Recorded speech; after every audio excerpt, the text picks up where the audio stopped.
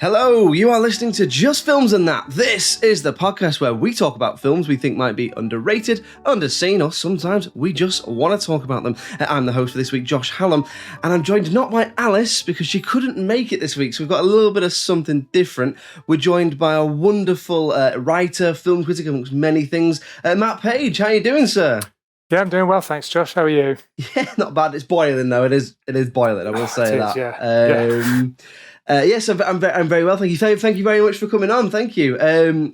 So for the guys at home, obviously this episode is going to go a little bit like a normal episode, a mix between an episode with me and Alice and an episode with a guest. We've never really done it like this before, but we'll see how it goes, and hopefully it'll make for a good episode. I think it will, because I think we've got a great film, great topic to get stuck into. So Matt, you've chosen this week's film, which is The Prince of Egypt from 1998. So spoiler warnings if you've not seen it, but first you've picked this because you've got a book that's now out, and it's sort of, the topic is sort of in line with the thematic ideas of the film and stuff like that. So tell the guys at home a little bit about your book, a little bit about yourself, and then we'll move on to sort of why did you pick the film in relation to both the concept of the pod and the book as well. Tell us a little bit about that.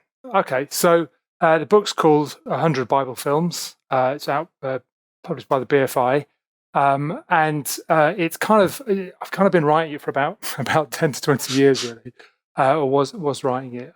Started off writing a blog, and kind of gradually kept finding more and more to cover. And really, I guess it's kind of telling the story of through film, through this kind of very thin seam of these stories, because these are kind of the stories that they're so kind of popular both throughout history and throughout the world, that you get a really kind of good spread of different films, different styles of filmmaking, different countries, and right from the very early days of cinema through to the present day. So it's a really kind of interesting way to kind of have those kind of fixed stories, but to see all the different interpretations of them, really. So the book came out last year, as you said, and it's kind of designed for general readers and people that kind of like them, people that like film history in general. Sorry to interrupt. I'm interested to know then. Yeah.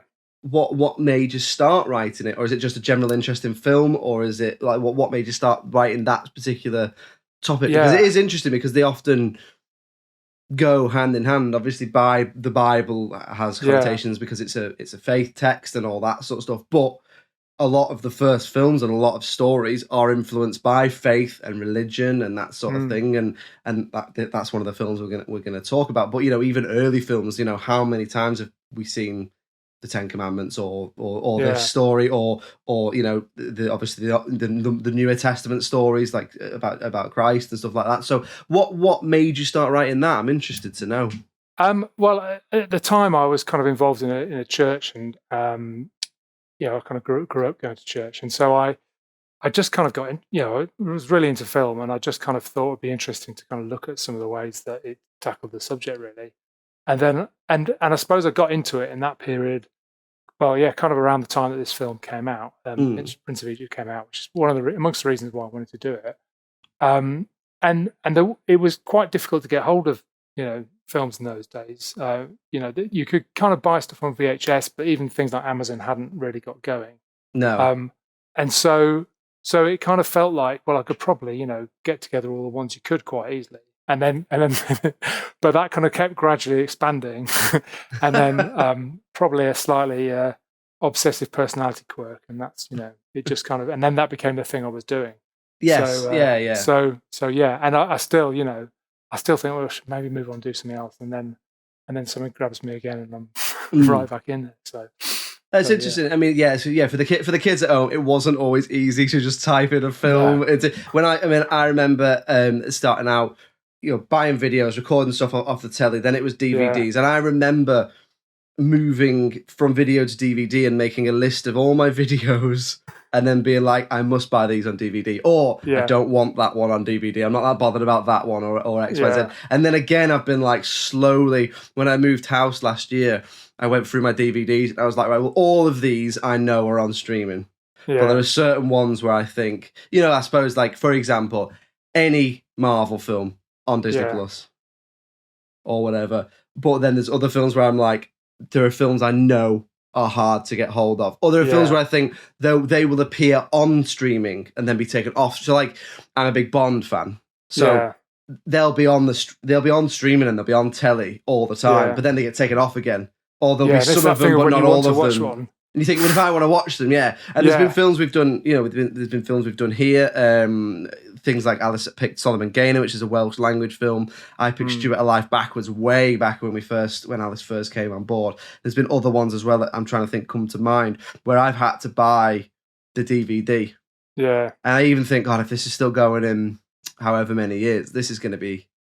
I know. There are going to be ones that they're not going to put on streaming. Well, yeah, I mean, that's part of the problem with my things. There's a lot that aren't on streaming and are difficult to get hold of. So what was the sort of oldest film you did? Well, the oldest one was 1898. Wow.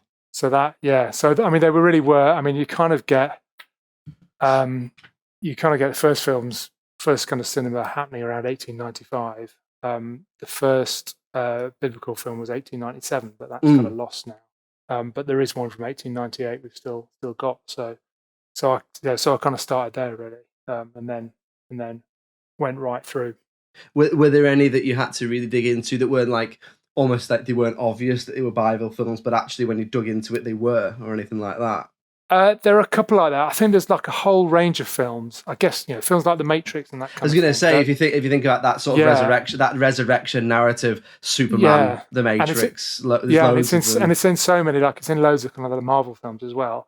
So there's quite a lot of people that write about those, but I decided not to kind of go down that route because it just ends up becoming a bit difficult to work it out. So some of them are definitely subtler than others, but most of them are kind of fairly upfront about their source, and I think because it is that thing of how it works with what it's got, rather than writing a whole new thing that is what's interesting really. Yeah, absolutely, and it's one of those, isn't it? I think even outside of religion, I'm not a religious person. I'm an atheist, but it's still interesting because obviously these texts inform theology. They do inform the basis of a lot of particularly Western morality and stuff like that. And I think that is, so I grew up, I suppose, not religious, but we went to church occasionally, went to church on Christmas and stuff like that. So I do, I have read the Bible, not for a long time, but I know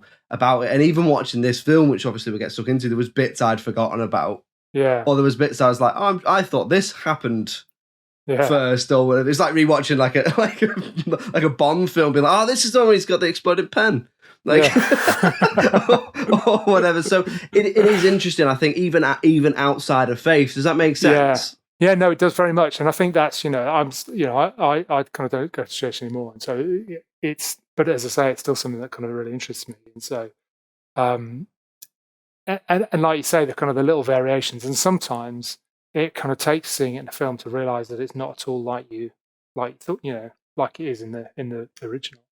Yeah.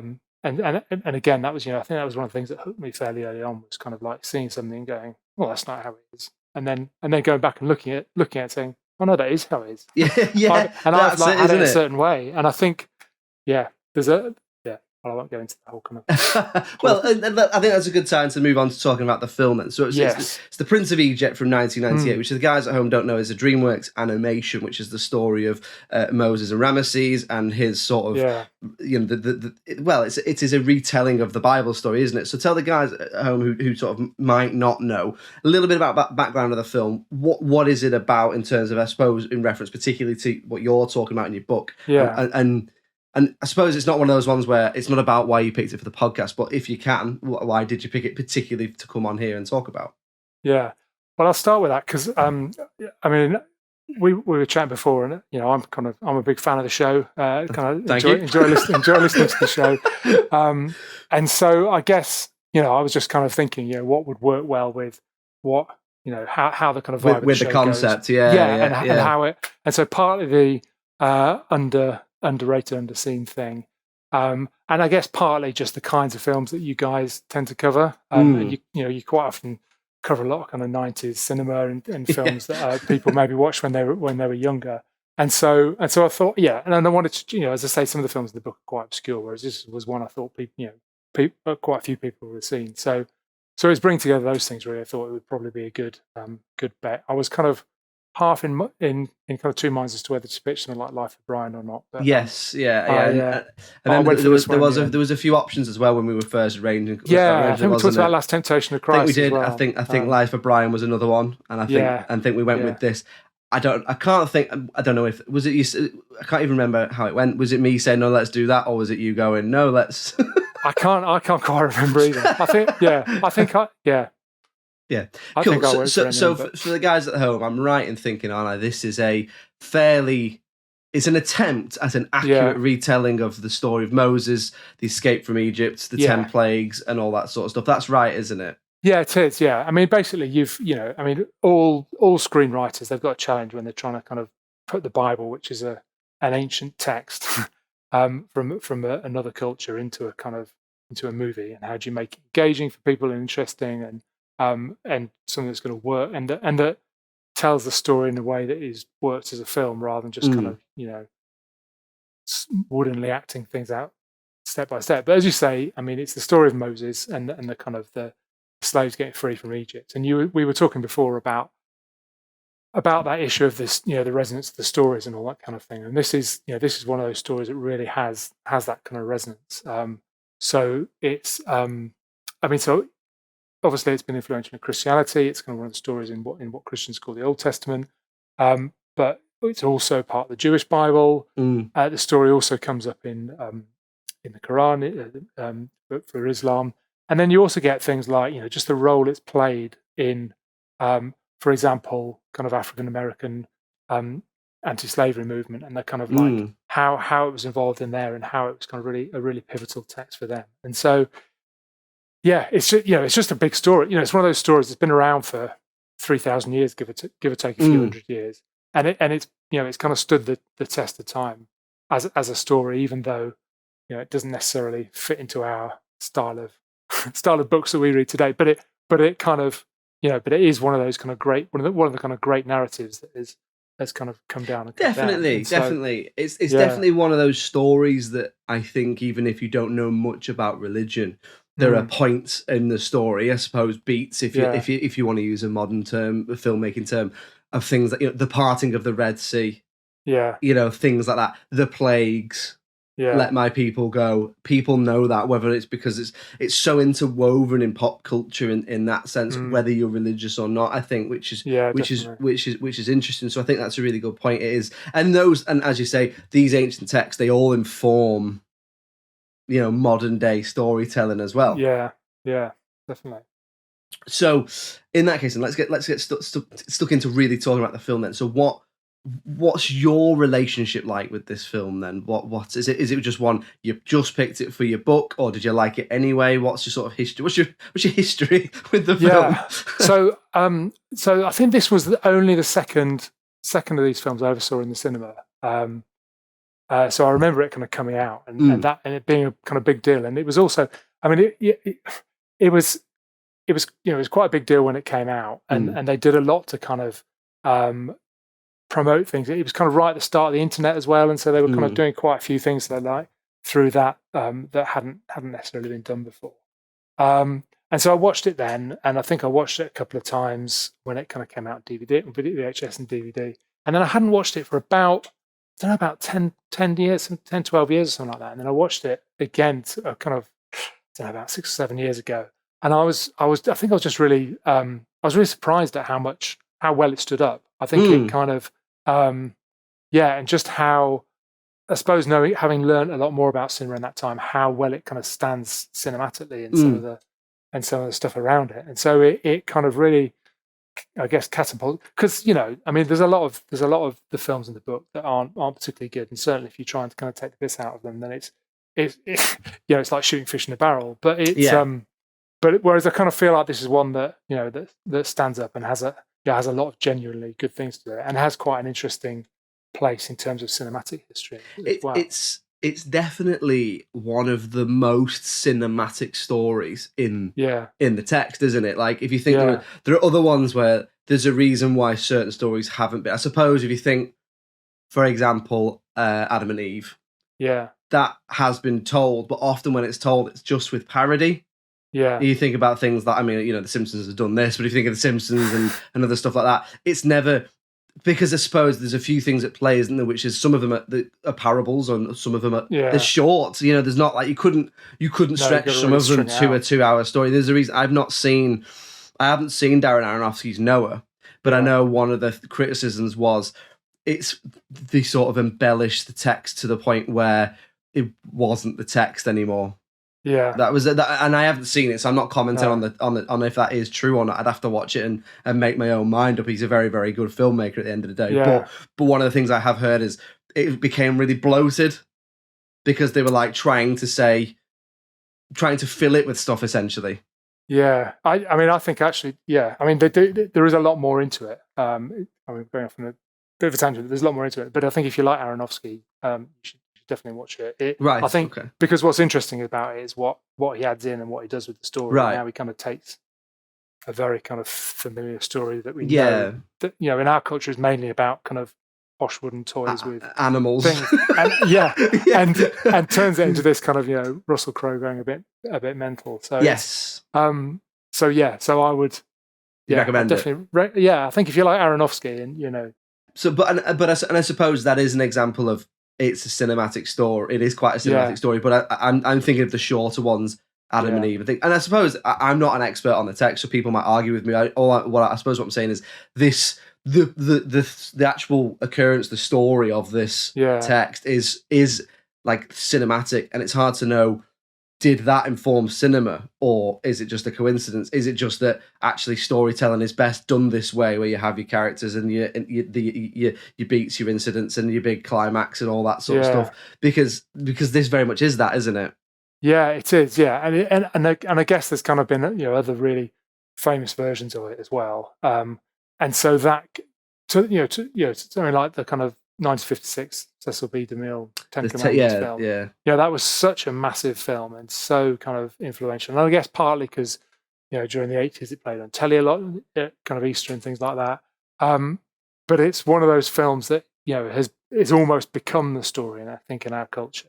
And I think it's because of that they are so closely tied together. And you know, you kind of see bits of that film in Prince of Egypt as well. Yes, particularly sort of the last half. Yeah. That's interesting. So in that case, then let's get stuck into the sort of usual nuts and bolts and what we talk about. So having watched it, then, you know, talking about it as a film, what do you like about this film? Well, I mean, there's a bunch of things really. I think one of the things I like about it is just where it sits in terms of the kind of history of animation. So, like, kind of in that period in the 90s, you've kind of got Disney are obviously doing their Disney thing, and some of their films were kind of good then, things like The Lion King, Beauty and the Beast, but some of them were also quite terrible, like Pocahontas, Lion King 2, you know. So Lion King 2, Simba's Pride. Yeah. You're saying Lion King 2, Simba's Pride. You're saying Aladdin 2, Return of Jafar is bad, Matt. Just so they know what you're saying there. This is very much where there was the split between Spielberg went off, didn't he? And and it was Spielberg. Oh God, the names have completely gone out of my head. The people who started, and they started DreamWorks. And then there's that period of time where the same film is made twice. Yeah, and sometimes Disney are winning, and sometimes DreamWorks are winning. Yeah, so you've got Ants and A Bug's Life, and Shark's Tale, and Finding Nemo, and there's other examples as well. But I think this period is very much considered to be, if not the mid-stop, but certainly the beginning of Disney's real lull.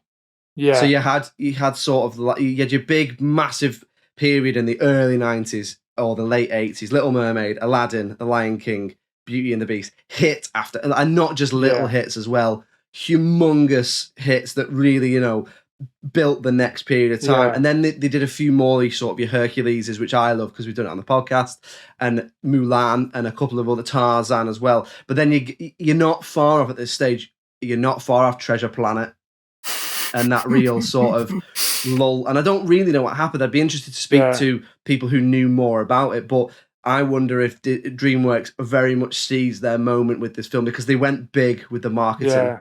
They went really big. Jeffrey Katzenberg, who kind of was one of those three along with Spielberg, was he was the kind of like one of the kind of lead Disney guys. Yes, yeah. And so, and he kind of left there because he wanted to do. I think he wanted to do more. I think he thought animation had more to offer, and Disney was kind of like retreading its own things, and so he wanted to kind of do more with the medium and do more with the kind of standard of filmmaking. I think you do really see that with this film, and I guess at the time as well, like Toy Story, the kind of first Pixar film had come out. But this was, the Prince of Egypt was getting released about the same time as that. So Pixar aren't really, they've kind of had one hit film, but they're not on the map as they were. They're not the power even 5 that they years are later, now. yeah. And Studio Ghibli is known in Japan at this time, but it's not really over here. And so it's kind of it's quite a big film from that point of view. And also it kind of, it captures it. You've still got most stuff then is still hand-drawn animation. And so you've still got, the kind of real kind of established tradition of that and people that know how to do that and been doing that all their lives. But also CGI is kind of coming up and starting to get kind of good to passable. And this kind of film blends the two of those together. And I think it does really well with that. I think it kind of captures the best of both of those things, because it kind of almost as if hand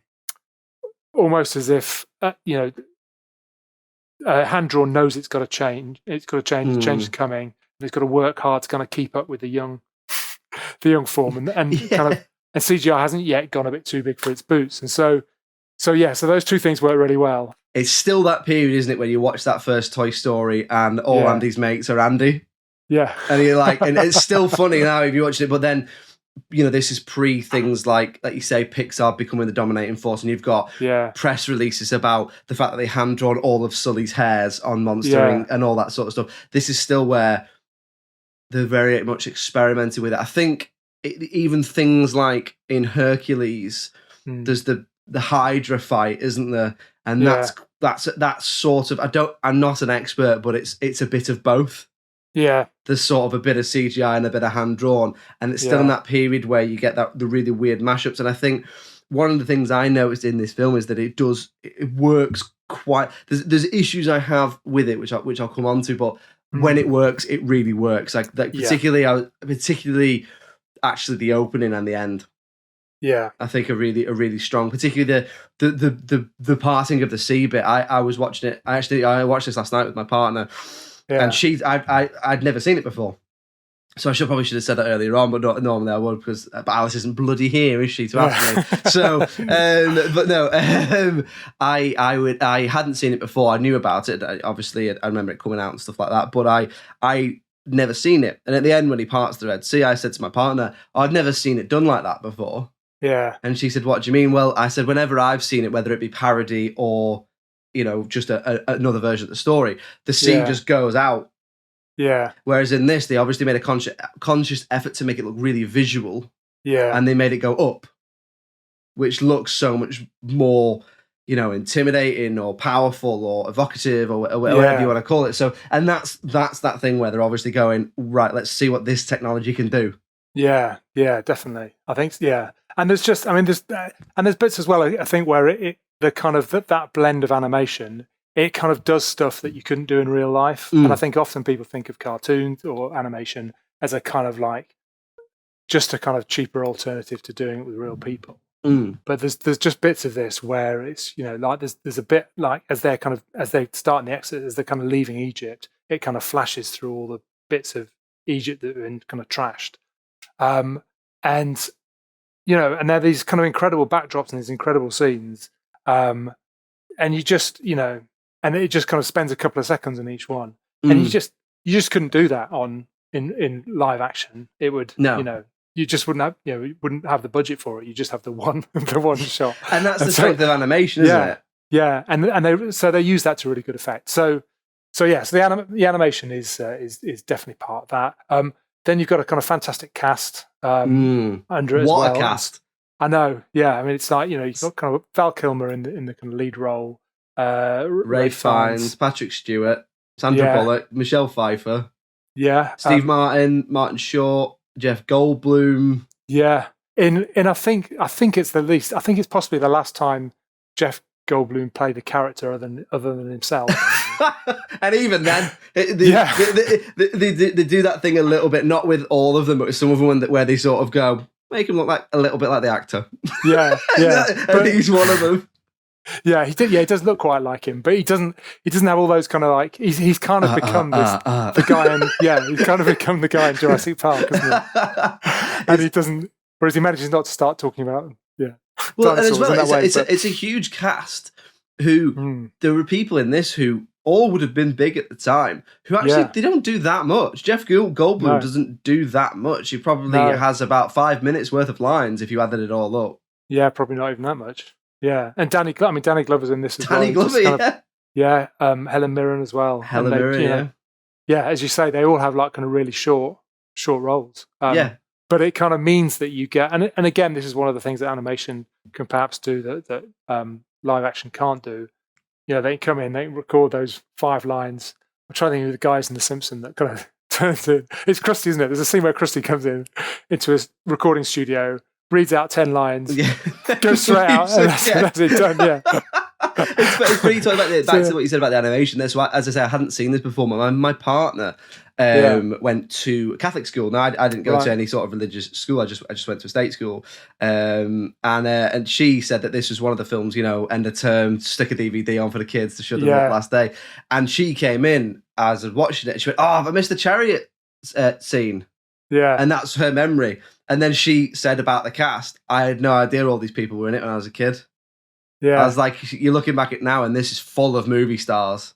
Yeah, and when you're watching it, you're just like, oh, that's Moses' brother. Oh, that's Moses. Oh, that's the Pharaoh. All that sort of stuff. So it's interesting, isn't it, when you watch it? But the chariot scene again, another one. Really great little bit of great animation as well. So that's really interesting. So something I do want to ask you about, actually, that I'm interested in is, so this film starts with a sort of text saying about it being accurate to the text as best it can be. Yeah. Is that in the cinematic release, or has that been released sort of, the way sometimes they put markers on stuff? Have they edited that in, or was that a creative choice to say, we're really going to go for this?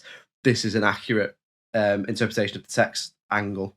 I think it was there right at the start. I guess just to put this in context, I suppose the last kind of big Bible film before this one that was kind of played in a lot of cinemas was Last Temptation of Christ. So that's about 10 years before this, is it? Yeah. And obviously that was huge controversy about it kind of doing its own thing. And so I think it was partly about distancing itself from that, and partly they really did try and they got all kinds of different scholars in from the different faiths to do it. They produced like a load of material for people from religious groups to kind of do in church groups or whatever to kind of like work focus group type.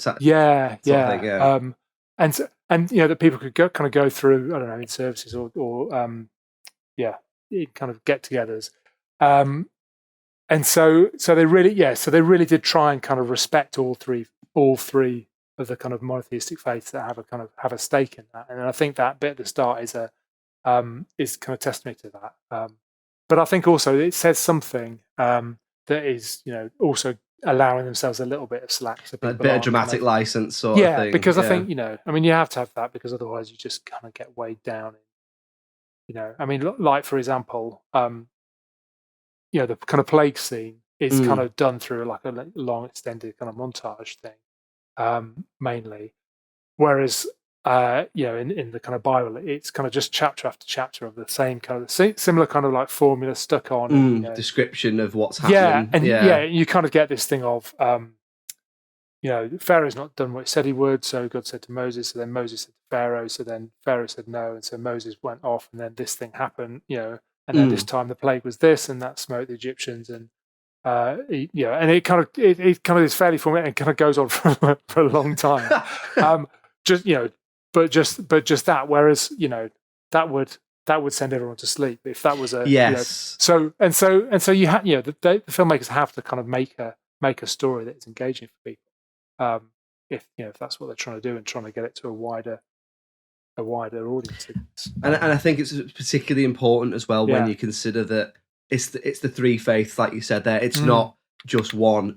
You're talking about you're talking about not just Western and Eastern as well. You're talking about faiths there that cover most of the world, a lot of the world certainly. I'm not an expert. So then, how good a job does it do then? This film, how good a job does it do based on that hypothesis of we're going to make an accurate interpretation of the story? How good a job does it do? Yeah, I think it does. I think it does it pretty well. So I mean, it does really well to kind of keep it to 88 minutes. So I mean, we talked about the Ten Commandments before, which runs to about 4 hours. Yeah. Which I mean that when Easter comes around.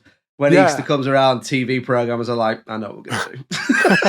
I know what will take up half the day. Don't worry about it. And there's about 2 hours before you even get to kind of like, even part way through the story. And it's like, it's like, there's so many of them, isn't it? Yeah. It's like when you try and watch Spartacus. Yeah. And you're like, oh, it's 3 hours. I forgot about that. Going on for a while. So it does.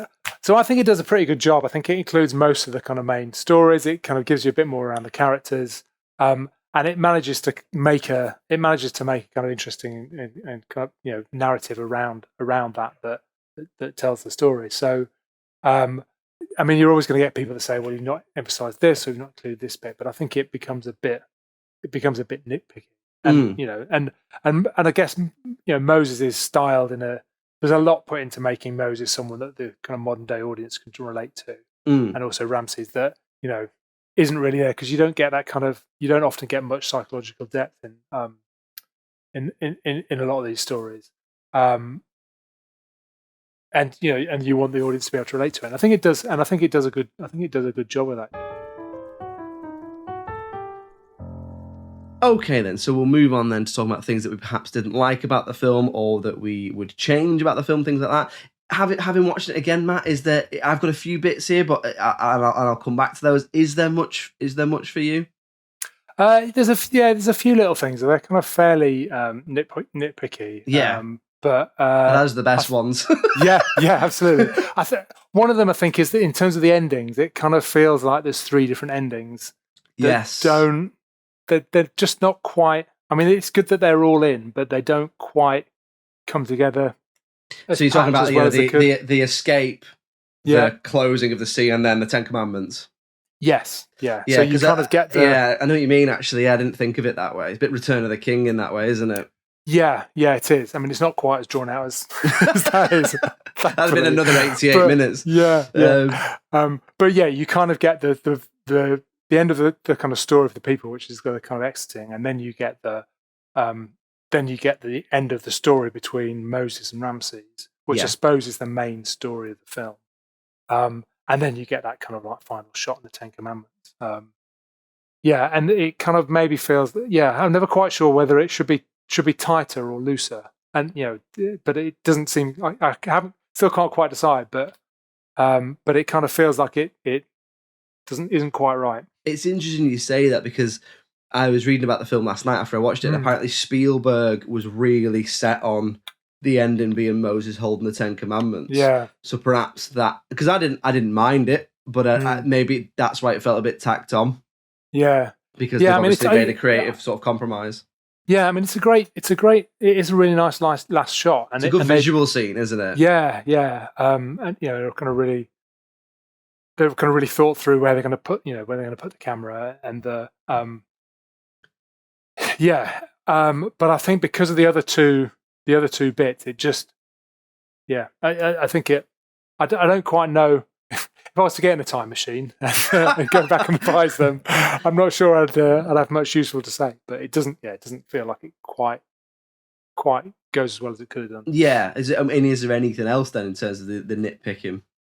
I think sometimes some of the special effects sometimes they get a bit too away with themselves. That's one of mine as well. Yeah. So I noticed it's the other side of the coin when we're talking about the animation. I've got one particular point I want to make about the animation, but I'll make this one first, which is when they are playing around with that CGI, sometimes it's a bit shonky.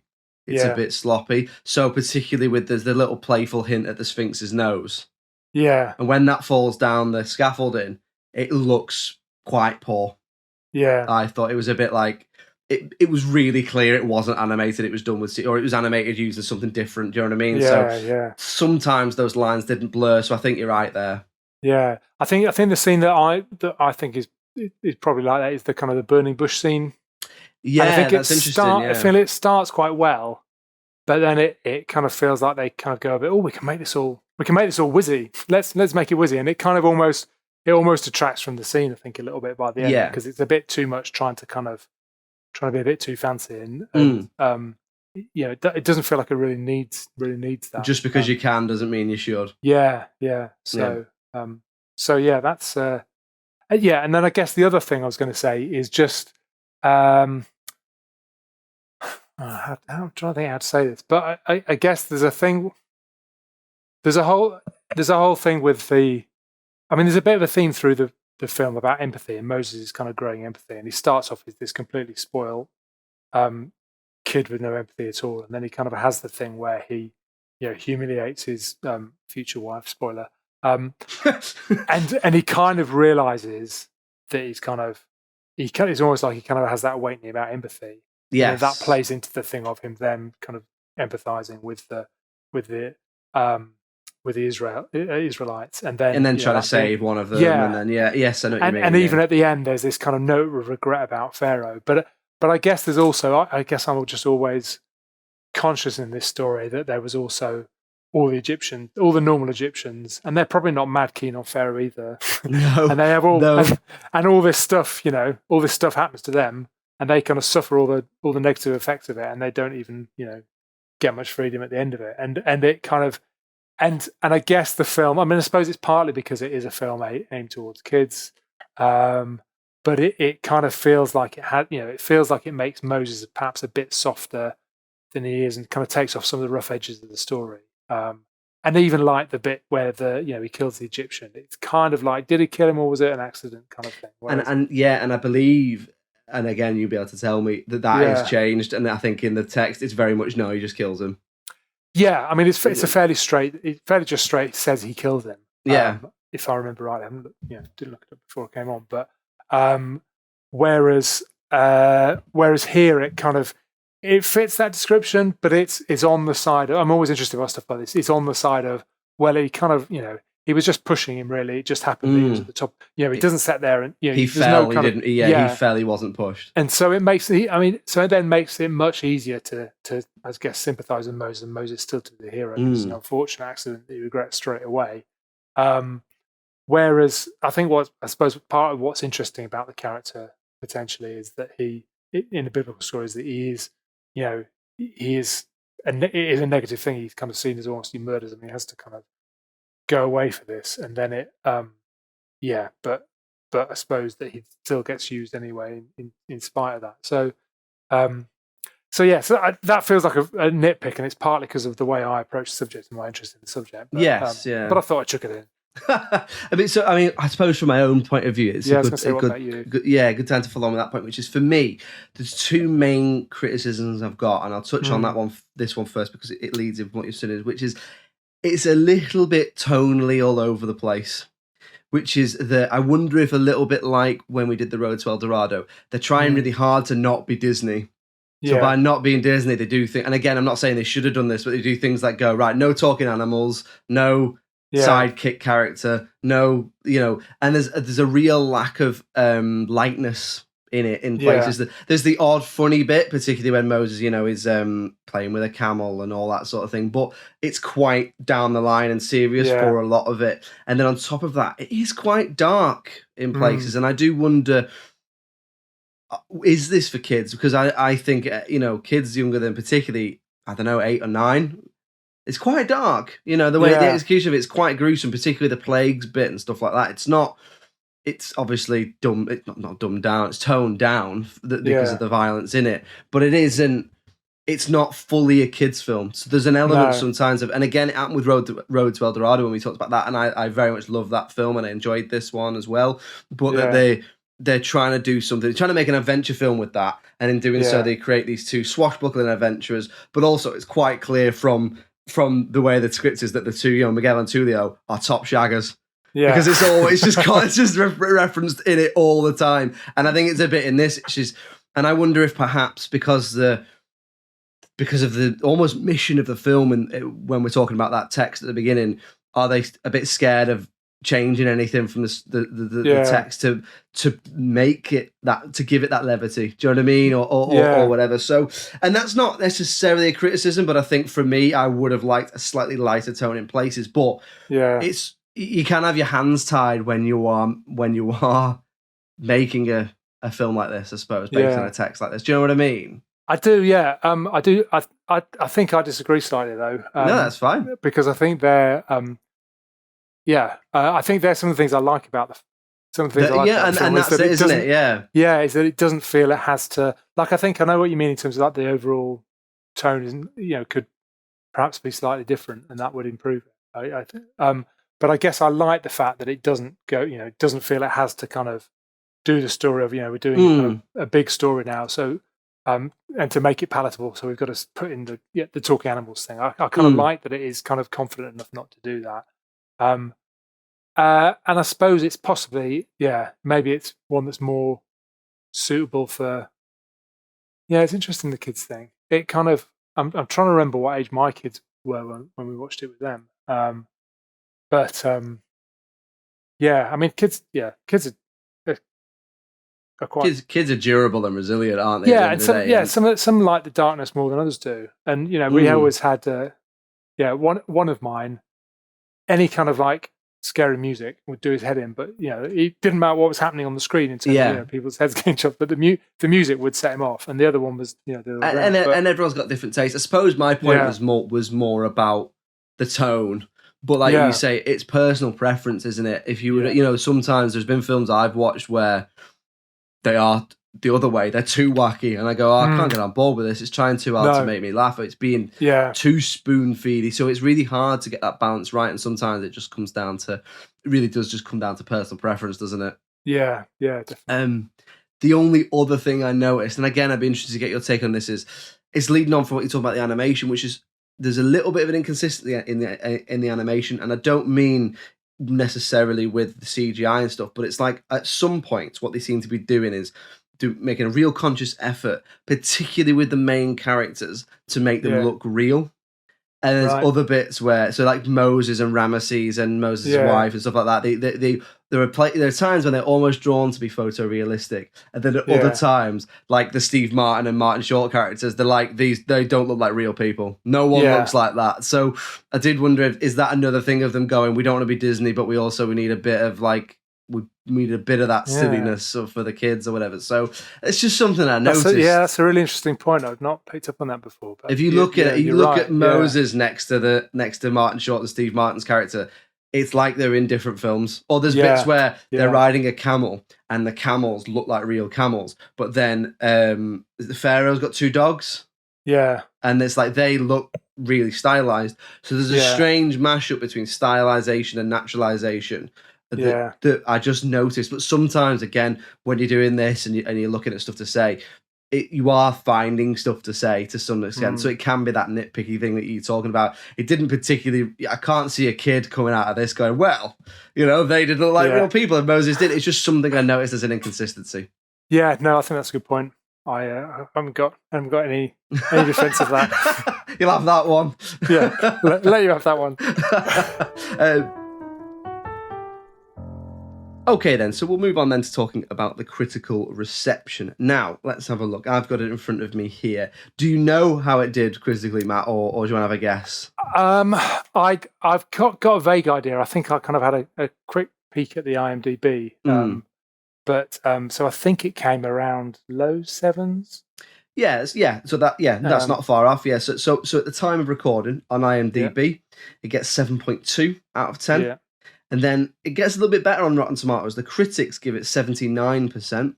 Yeah. And the audience give it a whopping 88%. So that's pretty good from the audience. That's a lot, isn't it? And if you average those out, it's 79% or 7, just under 8 out of 10, depending on what you prefer. That's the critics, isn't it? It is. It is. What? So if we say it's 79%, then what do you think? Is that underrated, overrated, appropriately rated? What do you think?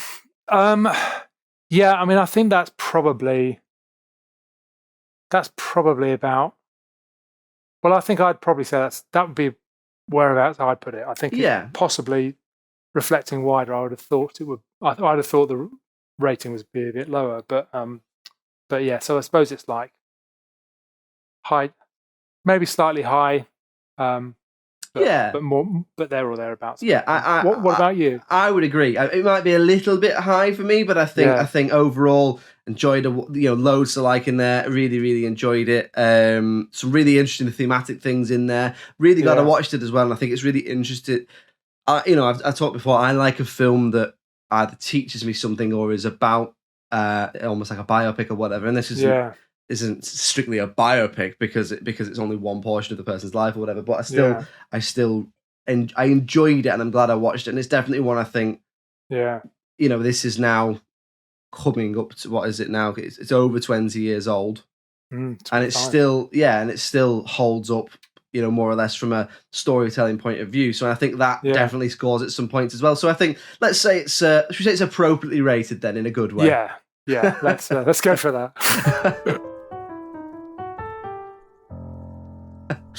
Well, thank you very much for coming on, Matt. I hope you got the result you wanted with Prince of Egypt. Yeah, I did, definitely. And I think with the underseen thing, I was kind of thinking. I think it's a lot of people saw it at the time, but I think it works for adults. I think it's one of those films that people saw a lot when it first came out, but maybe haven't watched much. Maybe it's one of those things where the people sort of my age who watched it as kids in the cinema, it'll find another lease of life with their kids. Yeah, I think that's. If you revisit it in 10 years' time or something like that, do you know what I mean? Yeah. So anyway. Another one in the appropriately rated vault. So obviously we've talked a little bit about your book, but again, tell the guys at home what's your book about and where can they find it, and where can they find you on things like social media. Right, the book's called 100 Bible Films. It's from the BFI. You can get it from online bookshops. If you go near a really big bookshop, you might even find it in there as well. You can find me on Twitter. I'm at Matt Page, and I've also got a blog, which if you're really interested into this stuff, then you can just Google Bible Films blog. Very creatively titled, and find me there. Fantastic. We'll make sure we put links to the book and your social media and stuff in the episode description, and we'll throw some stuff out there as well when the episode comes out. Matt Page, thanks very much for joining us. Great. Well, thank you very much for having me. Really enjoyed it. Nice to kind of meet you, having enjoyed the show. Thank you very much. Cheers, man. Thank you. Cool. Thank you. Well, there we go. Another episode in the bag, finished off by just little old me. We'll be back next week with another episode, so keep an eye on your podcast feeds for that. If you'd like to get in touch with us, the email address is filmsandthatpod@gmail.com. And we're on all the social medias as well. If you just search for Just Films and That on Facebook, Twitter, TikTok, Instagram, all the usual places, YouTube as well. We're over there as well, so give us a follow and see what we're putting out there. We're on the television as well, so we're on the television every Friday from 6 p.m. on the local TV network. So if you live in Birmingham, Bristol, Leeds, Liverpool, the northeast of England, you can catch us on Channel 7 on Freeview, or if you live in North Wales or South Wales, we're on Channel 8 on Freeview. Alice also uploads all the videos we put on there to Dailymotion, so check us out over there, and we'll be back next week with another episode. So all that remains is for me to say thank you very much for Matt for coming on, and thank you very much for listening. It's goodbye from me. Cheerio!